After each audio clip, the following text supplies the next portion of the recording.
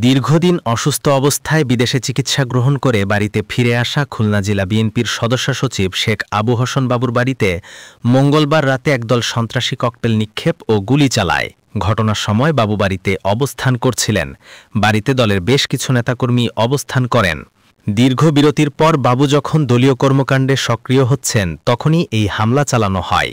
হামলার ঘটনায় উত্তেজনা ছড়িয়ে পড়েছে স্থানীয় রাজনৈতিক অঙ্গনে, তেমনি নিরাপত্তাহীনতায় রয়েছেন রাজনৈতিক নেতারা। খুলনা মহানগর বিএনপির সভাপতি অ্যাডভোকেট এস.এম. শফিকুল আলম মোনার নেতৃত্বে দলের শীর্ষ নেতারা বৃহস্পতিবার রুকসার আইচগাতিতে অবস্থিত বাবুর বাড়ি পরিদর্শন করেন। এ সময় শফিকুল আলম মোনা গণমাধ্যম কর্মীদের বলেন, আমরা আতঙ্কিত। সাধারণ মানুষ ইতিমধ্যে ৫ আগস্টের পর থেকে প্রায় ৫০টি হত্যাকাণ্ডের শিকার হয়েছে।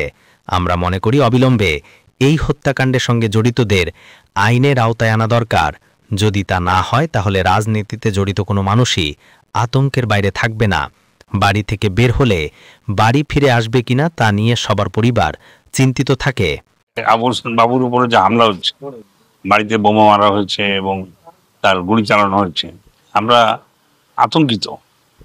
খুলনার মানুষ ইতিমধ্যে 50টা হত্যাকাণ্ড হয়েছে, যেটি 5ই আগস্টের পরে, এবং হত্যাকাণ্ডের একটি সুরা হয়নি। একজনকেও পুলিশ গ্রেপ্তার করতে পারে।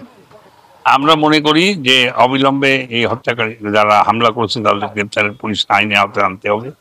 জেলা বিএনপির আহ্বায়ক মনিরুজ্জামান মন্টু ঘটনার পরপরই সংগঠনের সদস্য সচিব শেখ আবু হোসেন বাবুর বাড়িতে যান।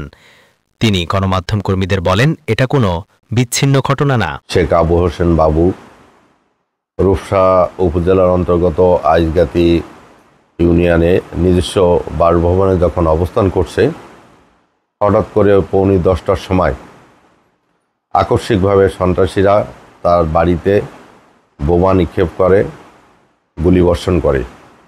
এই ঘটনায় এলাকাবাসী সন্ত্রস্ত হয়ে পড়ে, আতঙ্কিত হয়ে পড়ে।